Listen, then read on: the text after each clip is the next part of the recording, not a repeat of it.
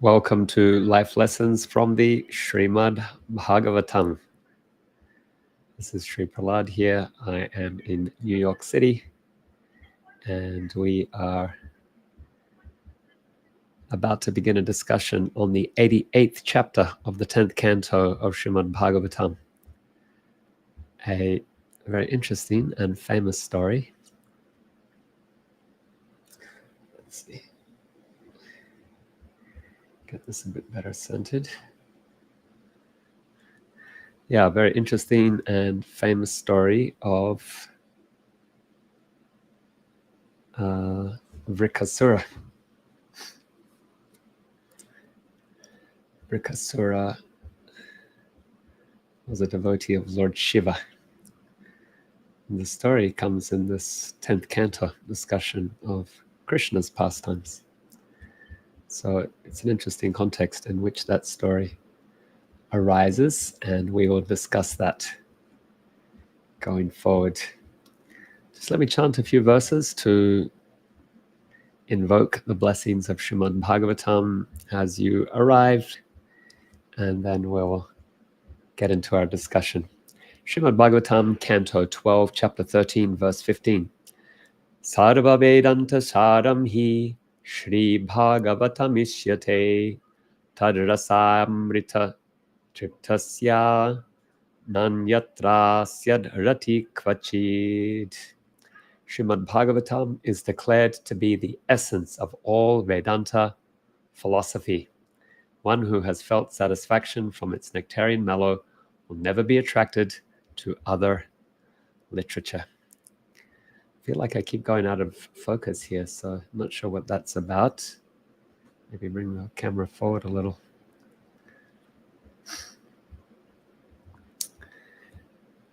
Srimad Bhagavatam 12, 13, 16. Nima naganam yata ganga devanam achyuta yata Vaishnavanam yata shambhu puranam idam tata. Just as the Ganga is the greatest of all rivers, Lord Achyuta, the supreme among deities, and Lord Shambhu, the greatest of Vaishnavas, so Srimad Bhagavatam is the greatest of all Puranas. 12, 13, 21. Yogindraya namastasmai shukaya brahmarupine samsara sharpadastam yo Vishnu Ratham Amum Chayat. Vishnu Ratham Amumuchat. I offer my respectful obeisances unto Sri Sukadeva Goswami, the best of mystic sages, and a personal manifestation of the absolute truth. He saved Maharaj Parikshit, who was bitten by the snake of material existence. That's quite a wonderful verse. Sukadeva Goswami saved Maharaj Parikshit, who was bitten by the snake of material existence. So that indicates here that the snake itself is also a metaphor for material existence. Last verse that we'll read today before we begin our discussion. Wonderful verse. It's actually the final verse of the Bhagavatam, 12, 13, 23. Nama Sankirtanam Yasya Sarva Papa Pranasanam Pranama Dukkha Samanas Tam Namami Harim Param. I offer my respectful obeisances unto the Supreme Lord Hari, the congregational chanting of whose holy names destroys all sinful reactions, and the offering obeisances unto whom relieves all material suffering. Wonderful. Let's see who's here. Monica Sharma is with us from Sydney, Australia. Monica says, Hare Krishna Prabhu, wherefore here today from LA. Satyudalal Prabhu, my sis Nandini Radha, Sumit, and I listening to your nectar. Please bless our grandson Pranav, who turned 1 today. He's in Melbourne. Thank you very much. Wonderful, Monica. So grateful to hear that you're joining for the class and you're here with family as well. Satyudalal, Nandini Radha, Sumit. Welcome to all of you, and special blessings and prayers for Pranav, 1-year-old today. Thank you for being here, Monica. Shama Manjari says, Hare Krishna, Sri Prahlad Prabhuji, joining from South Africa. Welcome, Shama Manjari. Thanks for joining us. Vijay is with us. Vijay says, Radhe Radhe, Sri Prahlad. Thanks for joining, Vijay. Sri Gandharvika, my wife here in New York City, says, Hari Bol. Welcome, Sri Gandharvika. Gaurachandra joining us from the South Island. Is it South Island of New Zealand? Gaurachandra says, Hare Krishna Prabhuji, Dandavats. Welcome, Gaurachandra. Thank you for being here. And we have Shukdev with us as well. Shukdev says, Hare Krishna. Welcome, Shukdev. On Instagram, we have some friends with us. Let's see. Mahamudha. I don't like calling you that, Mahamudha, but that's the name you have there. 607. Kukreja Sneha. And we have Nanda Vrajapati. Welcome. Radha Krishna Leela. Welcome. Murti Devidasi. Avalenko 792. We have Kirtida joining us from Norway. Thanks for joining, Kirtida. Love Dhruv is with us. Vasundra Aloke Pal. Minal Patel 83. Rajat Behal 121. Kirtida says pranams. Thanks, Kirtida. And we have Gaurav here, as well as Kukureja Sneha, who says Hare Krishna. And then Eknu Yadav 446 is with us as well. Welcome, all of you. Thank you so much for joining this discussion. We are discussing the 88th chapter of the 10th canto. Gaurachandra says, I'm in Christchurch. Yeah, I knew that, but thank you for reminding me. Thank you. Braja Lakshmi joining us from Brisbane, Australia, says Hare Krishna Prabhuji. Braja Lakshmi, my profuse apologies to your husband. He sent me a couple of messages that I haven't replied to yet. Just trying to sort some things out with my family to know when I can have your darshan. Haribol. And then Nikunja says, Hare Krishna, Sri Prahlad Prabhu, joining us from Auckland, New Zealand. Welcome, all of you. So grateful to have your association. Today we're discussing Krishna's blessings illustrated in the story of Vṛkāsura, based on the 88th chapter of the 10th canto of Srimad Bhagavatam. This is a very famous story, but before we begin discussing the story, I just want to remember Srila Prabhupada to give us some context. When Prabhupada was born, the astrologers prophesied that Prabhupada would be one of the richest men in India. And Prabhupada, he later went into business. He was in pharmaceutical business, and he was the agent for Dr. Bose Pharmaceuticals. Prabhupada thought he would make a lot of money, and he wanted to use that money to serve his Guru Maharaj's mission of preaching Krishna consciousness. I know lots of devotees have gone into business with this idea, with this intent. They have this dream. They want to be very wealthy and help to spread Krishna consciousness. Maybe even you have had that idea at some point, that intention. Doesn't always work out that way. Even for Srila Prabhupada, it didn't work out. That was his desire. Things started falling apart in his business. Eventually, it failed and he went out of business. So we can reflect on this, say, why was that? How could this be? Prabhupada, he's so dear to Krishna. Why would Krishna do this to his own pure devotee? So with that question in mind, we can begin our discussion. Srimad Bhagavatam, Canto 10, Chapter 88. Om Namo Bhagavate Vasudevaya. Om Namo Bhagavate Vasudevaya. Om Namo Bhagavate Vasudevaya. We are going to discuss this chapter, as we usually do, under three headings. We will begin with a puzzling observation, verses 1 through to 7. Our second heading is Krishna's mercy, 8 to 12. And then a Puranic example, verses 13 to 40. So let's begin with our puzzling observation. Maharaj Pariksit, he asked Sukadev to explain a puzzling observation to him. He said, I have observed that those demigods and demons and humans who worship Lord Shiva, a very strict renunciant, usually enjoy great wealth and sense gratification. And then the worshippers of Krishna, who is the husband of Lakshmi, the goddess of fortune, they tend not to enjoy great material opulence. And so he asked Sukadeva Goswami, please explain this to me. I'm greatly puzzled by it.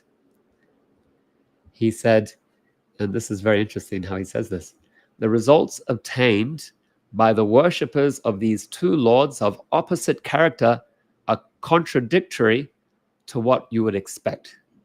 So what he's saying here is you worship the renunciant and you become wealthy. You worship the opulent, the renunciant Shiva, you get opulence. And you worship opulent Krishna, the husband of Lakshmi, and you get poor, so to speak. This is what Parikshit is asking. Of course, he's an emperor, so it doesn't entirely hold up, does it? He was, although, yeah, in the end, we see it's all been taken from him with this curse. Sukadeva Goswami begins his response. He said, Lord Shiva is always united with his personal energy, who is material nature. So Durga, she is material nature personified. She is the wife of Lord Shiva. And then he says, Lord Shiva manifests himself in three features in response to the entreaties of nature's three modes. Thus, he embodies the threefold principles of material ego in sattva, rajas, and tamas, goodness, passion, and ignorance. And then he says that these 16 elements have evolved as transformations of that false ego. What are the 16 elements? Earth, water, fire, air, ether, mind, intelligence. So earth, water, fire, air, ether, that's 5. And so these are sense objects. Then there are the senses. And then there are the sense capacities. That becomes 15 together. And then if you add mind, intelligence, well, then they were at 17. So the 16 elements, in the Vedas, you get different lists. Sometimes it'll be 18, 16, 24, depending on how they're analyzing it. The 16 elements have evolved as transformations of this false ego. And when a devotee of Shiva worships his manifestation in any of these elements, the devotee obtains all sorts of corresponding enjoyable opulences. So this is interesting. I haven't analyzed this deeply, but what I have seen in the 11th canto of the Bhagavatam, where Krishna is teaching Uddhava asks about mystic yoga, and Krishna tells him, oh yeah, you can develop different mystic cities by meditating on certain elements. So for example, if you want to be very heavy, meditate on something that's heavy, like a mountain. Or if you want to be light, then you meditate on ether. If you want to be, and so on and so forth. If based on what you want to achieve, you meditate on the material manifestation of that thing, and you can develop that quality.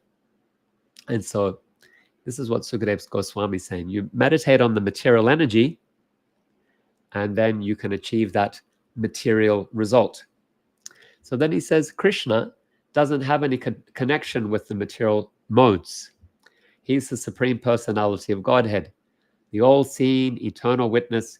He is transcendental to material nature. And so somebody who worships him also becomes transcendental to the material nature. They become free from the material qualities. They become free from the material modes. So very, very interesting response. Krishna is transcendental. So if you worship Krishna, you will achieve a transcendental result of being free of material conditioning, material attachment, material conditioning. Like all matter will slip away and disappear. And so it's quite a wonderful response. Sukadeva Goswami further tells Parikshit Maharaj, he says, your grandfather, who's the grandfather of Parikshit? In this instance, he says, your grandfather, Yudhisthira Maharaj, once he had completed the Ashvamedha sacrifice, asked Krishna the same question. And in response, Krishna was very pleased hearing the question, and he gave his response as Yudhisthira Maharaj listened with great eagerness. But before we discuss Krishna's response, let's just pause and reflect a little. One reflection we can have is on wealth. So Maharaj Pariksit is asking Sukadeva Goswami to explain a puzzling observation. Those who worship Shiva are renunciant, enjoy great material wealth and sense gratification, while worshippers of Krishna often do not enjoy such material opulence. What we can learn here is a different way of thinking about wealth.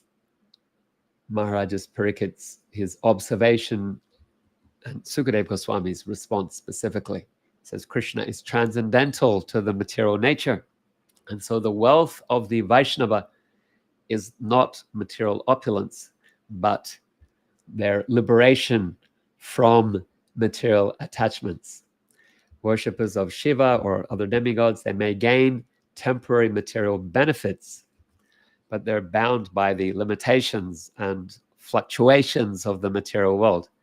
Whereas worshippers of Krishna, though they might not enjoy the material opulence, they attain a higher eternal wealth, freedom from the material modes, and realization of their eternal spiritual nature.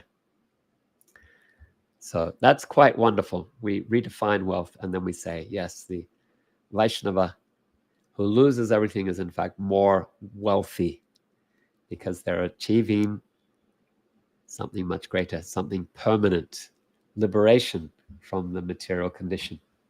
Something else we can just reflect on briefly here, and that is Pariksit Maharaj. He's courageous. Sometimes we might have a question or a doubt, but then we are a little hesitant to ask because we think that it might be challenging or difficult for the person to answer. Here, Pariksit Maharaj, he's humble. He asks his question, and it might appear a difficult question, and it might appear to be some kind of doubt. So we might also be afraid of being judged when we ask a question like this. So what we can learn from this is that we can embrace humble inquiry, recognizing that asking challenging questions can unveil profound insights and truth. We should have that spiritual courage to seek answers and then receive great teaching, great insight. All right, let's go to our second topic. Our second topic is, we're about to hear Krishna's response, right? How does Krishna respond? Because remember, Yudhisthira Maharaj asked the same question of Krishna at the end of a sacrifice. How did Krishna respond? We're going to get Krishna's answer now. Beginning with verse number 8, a very famous verse.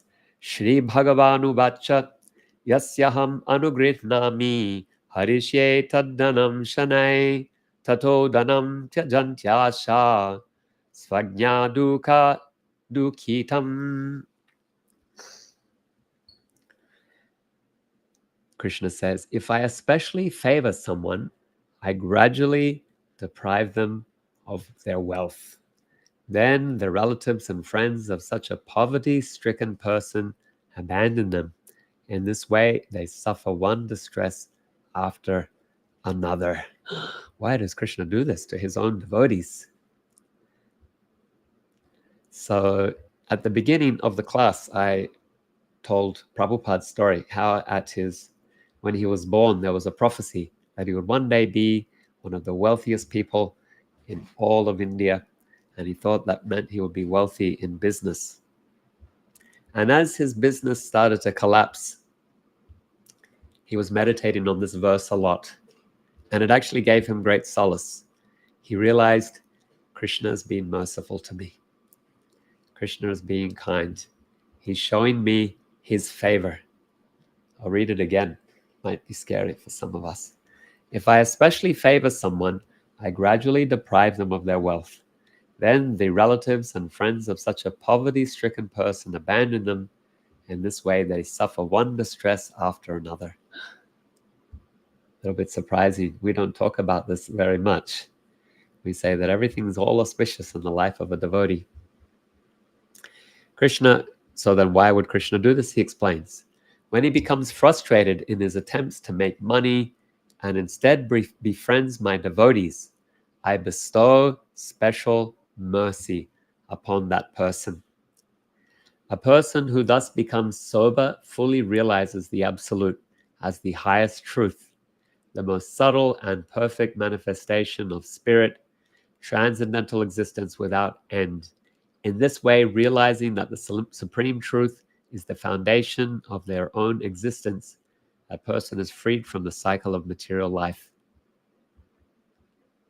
Because I am difficult to worship, people generally avoid me and instead worship other deities who are quickly satisfied. When people receive kingly opulence from these demigods, they become arrogant, intoxicated with pride, and neglectful of their duties. They dare to offend even the demigods who have bestowed benedictions upon them. So that's an important point here. They dared to offend even the demigods who have bestowed benedictions upon them. We're going to hear a story soon, which will illustrate this point. Sukadeva Goswami said, Lord Brahma, Lord Vishnu, and Shiva and others are able to curse or bless one. Lord Shiva and Lord Brahma are very quick to curse or bestow benedictions, my dear king, but the infallible Supreme Lord Krishna is not. Krishna is not quick to curse or bless. He responds in a slow and measured manner. So we can think about also Lord Brahma has been mentioned here. He gave blessings to whom? Very famously, he gave blessings, benedictions to Hiranyakashipu. And with those blessings, with those benedictions, Hiranyakashipu terrorized the universe. So, and then Narasimhadev was very angry with him.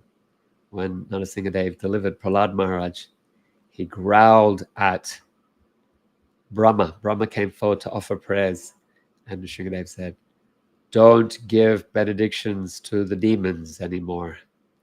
You see what trouble you have caused here in giving these benedictions.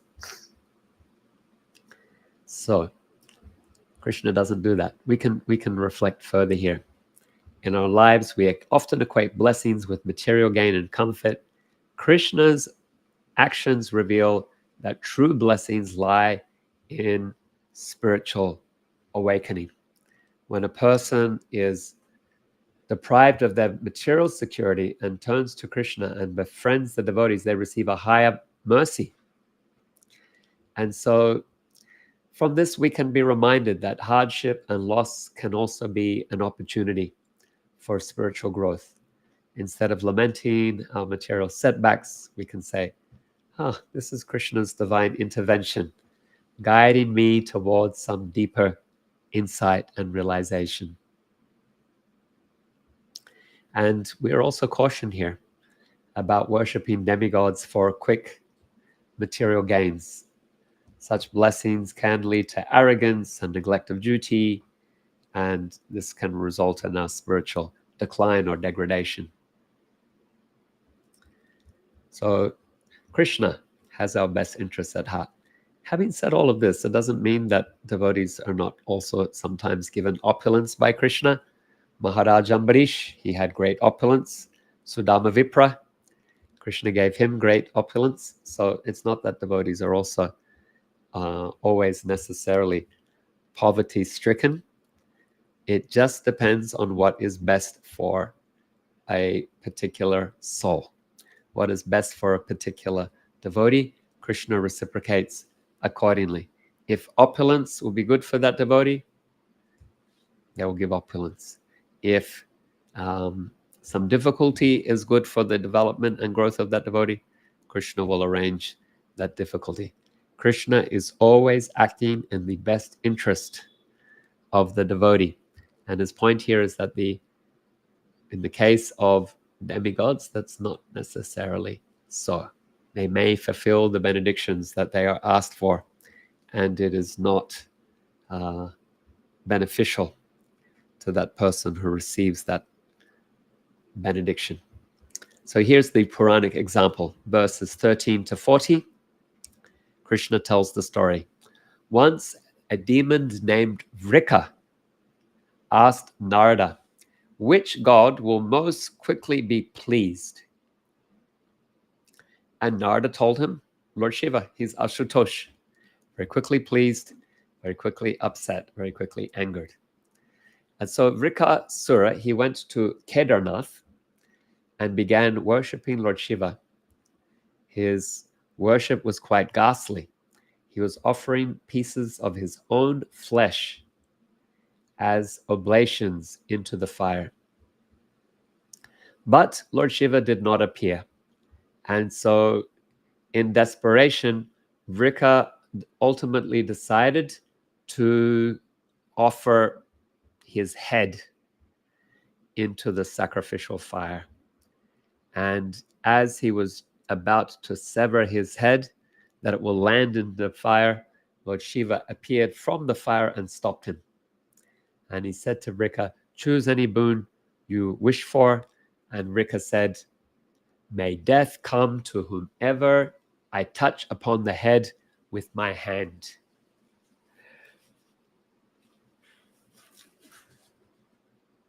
So Lord Shiva felt obliged to fulfill this request. And as soon as Shiva gave this benediction, Vrika tried to test it by putting his hand on Lord Shiva's head. Lord Shiva fled for his life. He ran to the heavens. He ran to the outer limits of the material world. Finally, he reached Svetadvip. Svetadvip is the abode of Lord Vishnu. And seeing Lord Shiva looking quite desperate from afar, Lord Vishnu disguised himself as a young brahmachari, young student, and he went before Vṛkāsura. He spoke in a very sweet voice as he addressed the demon. My dear Vrika, please rest for a little while and tell me what you intend to do. And so Vrika was charmed by this young brahmachari, and he revealed everything that had happened. And the brahmachari, Lord Vishnu, replied, oh, dear Vrika, you have been deceived. Ever since Lord Shiva was cursed by Prajapati Daksha, he has become like a carnivorous hobgoblin. You shouldn't trust his word. His benedictions have no potency anymore. And he said, if you don't believe me, just try it. Put your hand on your head, see what happens. And so Vrika was very bewildered by these words of this brahmachari Vishnu. And the foolish demon touched his own head, which immediately shattered and fell to the ground. The Gandharvas and the Rishis and the Pitris, they all cried out, Jaya, Jaya, victory, victory. Well done, sadhu, sadhu. They congratulated the Lord. They showered flowers upon him. And then the Supreme Personality of Godhead, Lord Vishnu, addressed Lord Shiva, who was now out of danger. And he said, just see, O Mahadev, my Lord, how this wicked man has been killed by his own sinful reactions. What living being can hope for good fortune if he offends exalted saints? What to speak of offending the Lord and spiritual master of the universe? That's him, Lord Shiva. And so Sukadeva Goswami, he offers us a blessing. He says, anyone who recites or hears this pastime of Lord Vishnu saving Lord Shiva will be free from all enemies and the repetition of birth and death. So probably you know the story of Vṛkāsura. You've probably heard it many times, but you didn't hear the context in which this story is told. What is the takeaway message for us in this story?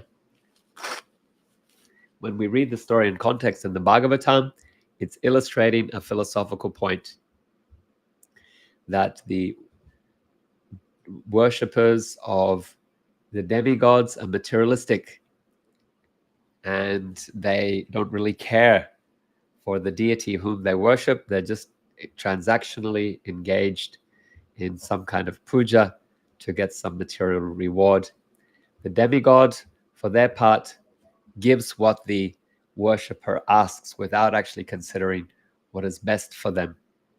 And so there is this transactional arrangement between the demigod worshipper and the deity who's easily pleased.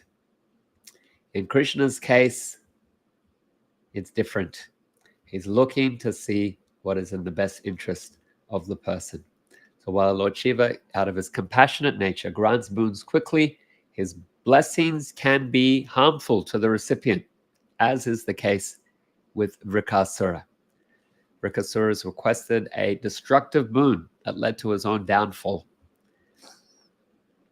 showing that not all wishes should be granted, or not all wishes, when granted, are truly beneficial. In contrast, Krishna's blessings always are in the long-term interest of the devotee. He provides what is genuinely good for the devotee, leading to their spiritual growth and spiritual elevation. Krishna's intervention here, saving Lord Shiva, cleverly turned Vṛkāsura's harmful wish against him, highlighting how Krishna is wise and how he protects his devotee Lord Shiva as well. And so, we should trust Krishna. We trust Krishna's wisdom. We understand that his blessings, however they come to us, whether he's giving us something or taking something away from us, we recognize that it's designed for our long-term benefit. And so we seek to align our desire with his wisdom. We seek his blessings, leading to our spiritual fulfillment and growth and gradual transformation. So let's conclude with a prayer. In the meantime, if you have any reflections, questions, comments on what we discussed today, put it there in the chat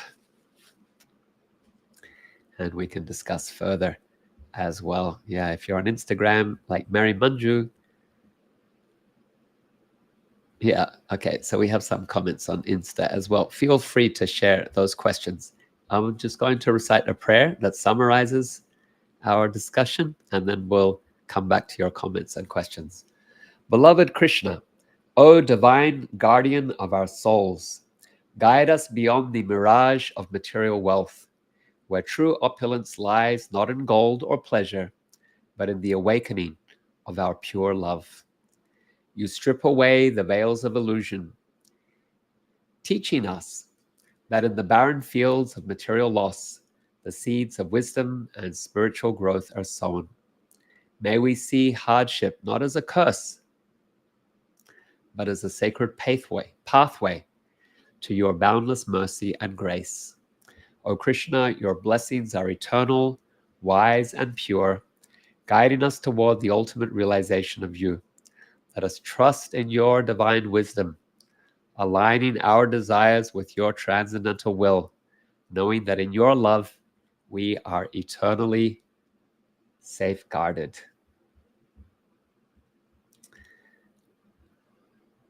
Okay, so let me acknowledge some of you who joined as I started speaking, and then in the meantime, feel free to type in or any reflections or questions. Let's see here. Okay, so Sukadev is with us, and Sukadev says, Prabhu, what is your country name? I am in the United States of America. I was born in New Zealand, grew up in Australia, lived and worked in the United Kingdom. So lots of countries, but right now in the US. Somebody here, I can't read the name, unfortunately, says, very good, thank you. Gaurachandra says, absolutely amazing class, Prabhuji. Very grateful to you for today's session. Thank you for your encouragement, Gaurachandra. We are grateful to Srila Prabhupada for giving us the Srimad Bhagavatam, and grateful to all of you for giving us this opportunity to share and reflect. So let's see here. We have a comment from Mary Manju 2021 who says, there has been research that indicates vast amounts of wealth damages the frontal cortex, part of the brain. Therefore, the ethics and values become eroded. Krishna is giving message before neuroscience. Okay, yeah, Krishna is giving this message before neuroscience. Very good. Thank you, Mary Manju. Of course, wealth is also Krishna's opulence. And if he wants to give, like he gave to Sudama Vipra, that is also his desire. The main thing is that, that we surrender and trust in his judgment and his will. But opulence can be a distraction, as you're saying here. There's some neuroscience evidence. That's interesting. I wasn't familiar or aware of that. So that's interesting to see. But otherwise, in the Bhagavatam, we have verses like this, where Kunti as well, she says that difficulties are also opportunities for spiritual advancement and reflection and growth. Okay, we have Kirtida who says, Kirtida says, thank you, grateful for the class. Thank you, Kirtida. Grateful for your presence, always, every time. And then we have Viren VC who says, Prabhuji, we see in the story of Ravana, when the demigods were conspiring about the death of Ravana, Lord Shiva, although was worshipped by Ravana, by offering even his head in sacrifice, didn't oppose. Okay, yeah, thank you for that observation, Viren. Very nice. He didn't oppose, and often we give a verse spoken by Lord Shiva when he had to consider, I think, Parvati. I'm not sure exactly where the verse comes from, but I think Prabhupada did quote it. Parvati asked Lord Shiva, your devotee Ravana is about to be punished by Ram. Will you not save him? And so then the very famous saying is, Rake Krishna Mareke, Mare Krishna Rakeke. He who Krishna protects, or one who Krishna protects, cannot be slain. But if Krishna wants to slay somebody, nobody can give protection. So Lord Shiva, as we read earlier, is Vaishnava, Vaishnavanam Yata Shambhu. Just as Ganga is the greatest of rivers, just as Vishnu is the Supreme Lord, just as Lord Shiva is the greatest of Vaishnavas, Bhagavatam, it is the greatest of literatures. We read that verse earlier today. And so, yeah, when it comes to Krishna, then everyone will surrender, even Lord Shiva surrendered to Krishna's will. In the case of Banasura, then Lord Shiva did appeal to Krishna on Bana's behalf. Please don't kill my devotee. And so Banasura also came before Krishna and surrendered. And so Krishna, he forgave Banasura and accepted him as his devotee as well. Banasura is the grandson of Prahlad Maharaj, maybe the great-grandson of Prahlad Maharaj, the grandson of Bali Maharaj. And so Krishna also accepted Banasura as his devotee because Lord Shiva asked him, please spare Bana, don't punish him any further. And then Bana adopted this humble attitude, and so Krishna accepted him. Okay, so let's see. We have here Kukreja Sneha says, maybe we can pray Lord Shiva to get us closer to Krishna and it will be granted sooner. Very nice. Yeah, I like how you're thinking here. Kukreja, very good. So in Vrindavan, that's how people pray to Lord Shiva as a Vaishnava. But I like your thinking that he's pleased easily and he's near to Krishna. And so in Vrindavan, then they say he is the gatekeeper to the Dham. He is the Digpal, protector of the Dham.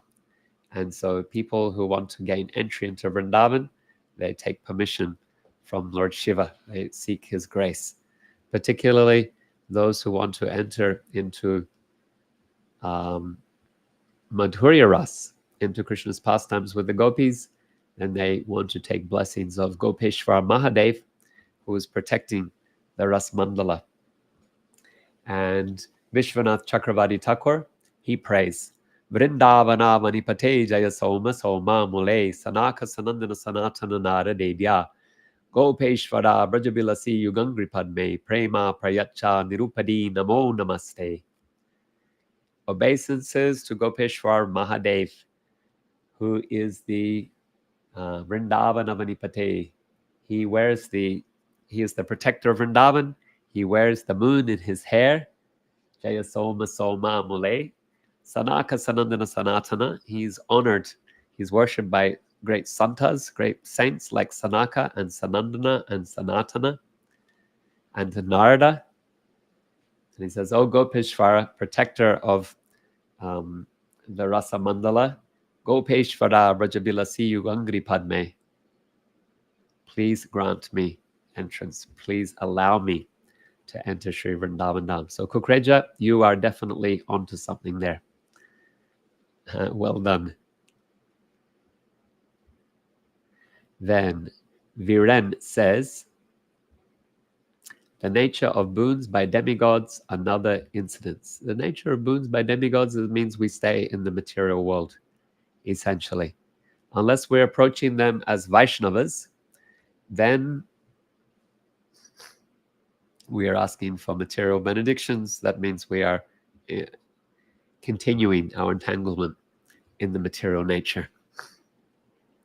But demigods like Brahma and Shiva, they're also great Vaishnavas. Brahma, he is the head of the Brahma Sampradaya. Madhva Acharya, he appears in the Brahma Sampradaya. Sri Chaitanya Mahaprabhu also took initiation in the Brahma Sampradaya. So we are also followers of Rupa and Sanatana, followers of Srila Prabhupada. We are also in the Brahma Sampradaya. We honor Lord Brahma as our Acharya. In the Bhagavatam, then Krishna gives initiation to Brahma by speaking Chatur Shloki Bhagavatam. And in the Brahma Samhita, he gives initiation to Brahma by speaking Kama Gayatri mantra. And so we chant that mantra, we study the Bhagavatam. Brahma meditated on the Chatur Shloki given by Krishna, and he realized the Veda, and he taught that to his son Narad Muni, who taught it to his disciple Vyas. And Vyas, he composed the Bhagavatam, which he taught to Sukadeva Goswami. So we are in Parampara from Lord Brahma. But Brahma not as a demigod, Brahma as Vaishnava. Similarly, we are worshipping Lord Shiva as Vaishnava, and others as well. Durga, she is also Vaishnavi. Bhaktivinoda Thakur has written a beautiful song. Amar saman hina nahi e samsare astira hayechiyari bhava parabare kula devi yoga maya more banchakori. Kula devi yoga maya more banchakori kabe vishvadari. He says that we are entangled in material existence because of our attachment to the senses and the sense objects.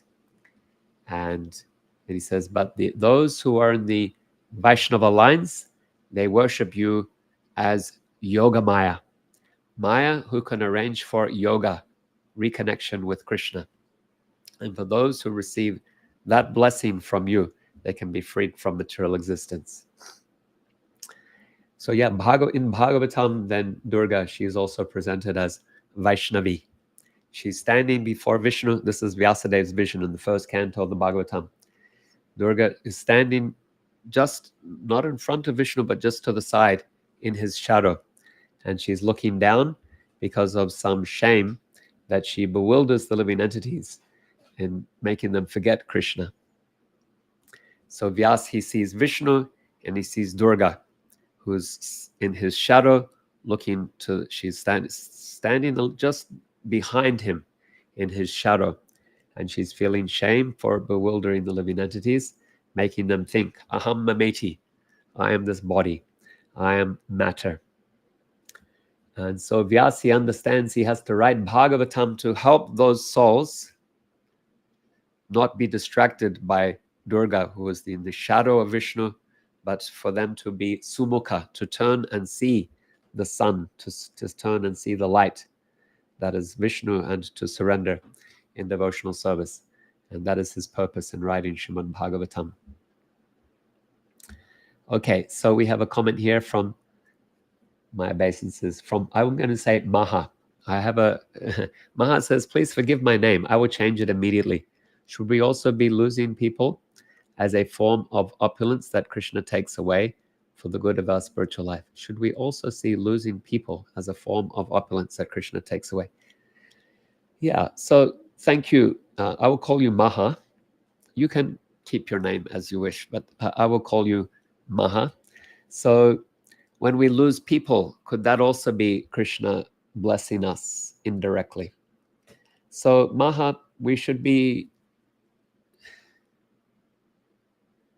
basically we need some facility and we need relationships to be in this world, even to practice bhakti. We need relationships and we need some basic facility to live. And so we shouldn't artificially, disrespect them. When we are given some opulence and we have relationships, we shouldn't disrespect them, because they are also Krishna's energy and they are also Krishna's blessing. The thing is to be able to see them in that way. This is Krishna's. You are given to me by Krishna, and I will engage everything given to me in service, in seva. The problem is that when we see differently, when we want to enjoy these things for ourselves, and so if they are taken from us, then we can think, oh, I had the wrong attitude. Krishna has taken them from me. Let me develop the attitude of service. So that is a better way for us to think. Otherwise, we might think that disrespecting people or disrespecting energy is some way spiritually advanced, because we are rejecting others, we are rejecting property. But the Vaishnava is more subtle and discerning than that. The Vaishnava is respectful in their dealings with all things and all beings, seeing them as Krishna's energy, as Krishna's part and parcel. When they are taken away, then we say, this is Krishna's mercy. I didn't have the right attitude. I was trying to be the enjoyer. Therefore, Krishna has made this arrangement that I can fully surrender to him. So thank you for the question, Maha. And then Viren says, does Durga Ma help us get out of illusory energy if we pray to her in that way? Yes. Yeah. If you pray to her in that way as Yoga Maya, she can help you. You say, dear Mother Durga, please let me be reunited with Krishna. Please let me not be distracted by the material nature. Please let me be reunited with Krishna. What is the example, Viren? The example is given in the 10th canto Srimad Bhagavatam, when the young gopikas, the young gopis of Vrindavan, they perform Katyayani Vrata in the winter. Very, very cold season. They go each morning to the Yamuna and they perform some sadhana where they worship Durga. And what is their prayer? Katyayani Mahamaye Mahayogin Yadishwari Nanda Gopasutam Devi Patimme Kurute Namaha. O Goddess Katyayani, O Mahamaya. But then they say, Mahayogin, you are also a great yogi. Mahayogin Yadishwari, you are a great controller. Please hear our prayer. What is our prayer? Nanda Gopasutam, the son of Maharaj Nanda, let him be our husband. Nanda Gopasutam, O Devi. Patim me kurute namaha. We offer our obeisances to you. Let the son of Maharaj Nanda be our Lord. So definitely you can follow in the example of the gopis. Dear Goddess Durga, dear Katyayani Devi, please allow me to be free of material attachment and ignorance and conditioning. Please free me of this attitude that I am the supreme enjoyer, and let me develop love for Krishna. Let me be in yoga with Krishna. So rather than Mahamaya, let me see you, let me be connected with you as Yoga Maya, that I can be reunited with Krishna. So yeah, thank you for that question, Viren. There's Mary Manju, who says such an amazing final verse. And so Mary Manju, maybe, I'm not sure exactly what you're speaking about. Maybe it's that benediction that Sukadeva Goswami offers at the very end of the chapter. He offers a blessing. He says, anyone who hears or recites this description will be freed from the cycle of birth and death. So yeah, very nice blessing. Anyone who recites or hears this pastime will be freed from all enemies and the repetition of birth and death. So I think that's what you're speaking about. Otherwise, maybe it was also the prayer where we summarized. Thank you for your appreciation. Okay, Nikunja says, thank you very much for the beautiful prayers. I'm looking forward to when it's published on your page. Yeah, that'll be very soon. Okay, thank you all very much. It has been an honor and a pleasure, a privilege to be with you. For those of you who are not aware, these classes are held each week on Mondays and Wednesdays. Please join us live on Instagram or on Facebook Live, however you're joining. You're most welcome. May we develop a taste for hearing Bhagavata Katha, which frees us of material conditioning. May you develop a taste for chanting Krishna's holy name with attention in japa and sankirtana. May you develop appreciation for Krishna's appearance in the form of Sri Vigraha as the deity, accepting our services. May you develop an appreciation for Sri Dham, the place where Krishna is served, where his pastimes are performed. May we develop appreciation for serving Vaishnavas. It is in the association of Vaishnavas that we develop bhakti, that the seed of bhakti is awakened within the heart. And so we should seek as our primary interest to cultivate loving relationships with Vaishnavas. And through these practices, may our hearts be softened with compassion that moves us to share the treasures of bhakti with others far and wide. We'll conclude here. Grantaraj Srimad Bhagavatam ki jai, Srila Prabhupada ki jai, Samaveta Bhakta Vrinda ki jai, Nitai Gaur Premanandi, Hari Hari Bol.